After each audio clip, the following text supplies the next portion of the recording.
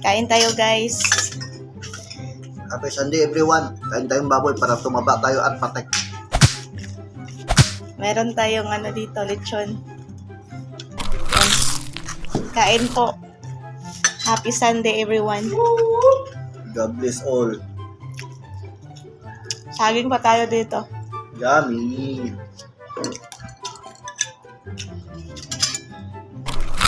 Mm.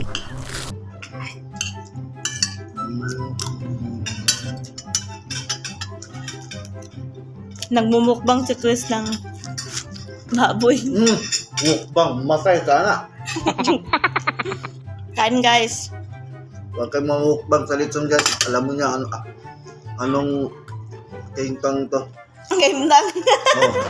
Parang Bisaya. Mga ganyan kayo guys. Lalo na meron kayong high blood, huwag niyo subukan. Sisira talaga buhay niyo. Yan ang sabi ni Chris. Kain pa tayo, guys.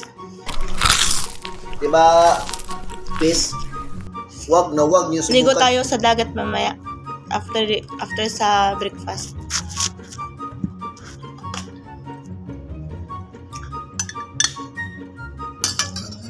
Toyo lang, katapat at suka.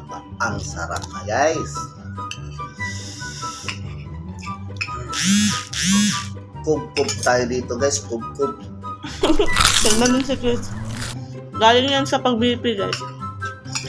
Kulang akong dugo guys. Anemic. 80 over 100. Anemic. Kasi hindi ako makatulog pag hindi mag 4 AM. Anemic kasi yan. Kasi minsan, mainom yan. Tagal niya matulog. Around Hindi. 4 AM or 5. Lalo na pag trabaho, hindi na ako makatulog. Trabaho ko guys, dito lang sa bahay, computer, online. Kain po. Kaya, hindi na ako makatulog. Anemic ko ngayon guys. Hindi ko yung dugo na pangpalakas at red na red. Naku, Red Horse, patay naman tayo dyan. Kain po.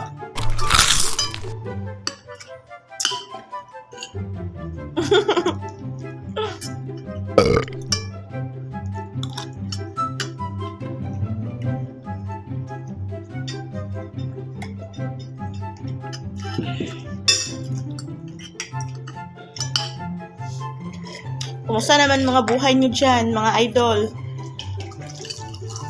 Okay lang. Kulang Ito. po ba kayo dyan? Naghanap ng Tuloy pa rin tayo sa buhay. mahirap. Kayod ng kayod. Hanggang sa meron kayong makakain kahit minsan. Tama yan.